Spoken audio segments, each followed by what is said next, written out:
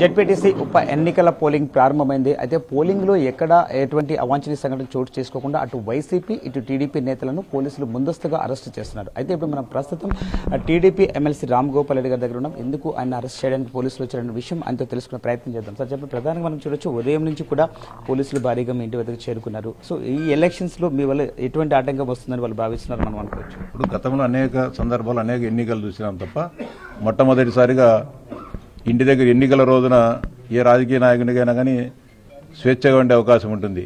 కానీ ఎందుకో మొట్టమొదటిసారిగా మీరు ఇంట్లో ఉండకూడదు, మేము బయటికి తీసుకొని పోతాం, మేము మా అదుపులో ఉండాలని చెప్పి సాయంత్రం వరకు అదుపులో ఉండాలని చెప్పి మాట్లాడుతున్నారు. అది కరెక్ట్ కాదు. ఎన్నికల సంఘం ఎందుకుగానో ఈ నిబంధనలు పెట్టిందో నాకైతే ఎవరు అర్థం కావడం లేదు. ఒక శాసన మండలి సభ్యుడిగా నన్నే తీసుకోవాలనే ఆలోచన ఎందుకు వస్తుందో అర్థం కావడం లేదు. మేమైనా గతంలో ఏమైనా మా మీద ఏమైనా ఎన్నికల నేరాలో లేకుంటే ఎన్నికల రోజున మేమైనా శాంతి భద్రతలు విఘాతం కలిసిన చరిత్ర గత చరిత్ర ఏమైనా ఉంటే తీసుకోవాలి, ట్రబుల్ మాంగర్స్ కింద తీసుకోవాల్సిన అవసరం ఉంటుంది. కానీ మేము అలాంటి హిస్టరీనే మాకు లేనప్పుడు ఎందుకుగాని మమ్మల్ని తీసుకోవాలో అర్థం కావడం లేదు. ఎన్నికల సంఘం ఎందుకని ఎన్నికల రోజున ఇప్పుడు రాజకీయ పార్టీకి సంబంధించిన రాజకీయ పార్టీ ప్రతినిధులు చేసేది 5 సంవత్సరాలకు ఒకసారి, ఆ ఎన్నికల సందర్భంగా చేసేది ఈ 5 సంవత్సరాలు చేస్తాం. ఎన్నికల రోజున మీరంతా ఈడు ఉండకూడదనే దానికి అది అసంబద్ధమైన వాదన నిలబడుతుంది పోలీసు వాళ్లకు. ఎటువంటి మేము కావాలంటే పోలీసు వాళ్ళు చెప్తారు, శాంతి భద్రతల సమస్య మా దగ్గర నుంచి రాదు, మీరు కావాల్సింటే గేట్లు వేసుకోండి, బయట లోపలికి రారు, మేము బయటికి పోను, వాళ్ళు లోపలికి పోరు, ఇన్నే కూర్చోండి, మీరు కానీ మాకు కావాల్సింటే ఇన్నే కూర్చోండి అని చెప్పి చెప్తాను. కానీ వాళ్ళు మాత్రం పోవాలంటున్నారు. నేనైతే పోని ఇక్కడనే కూర్చోండి, ఇంట్లో నుంచి బయటకు కదిలే ప్రశ్న లేదు. సో మనం చూడొచ్చు, ప్రధానంగా పులివెందుల ఎన్నికల్లో ఈ రోజు కూడా ప్రధాన నేతలు ఎవరిని పోలీసులు అరెస్ట్ చేయడం అనేది లేదు. ఇది కొత్తగా జరుగుతుంది మనం అనుకోవచ్చు.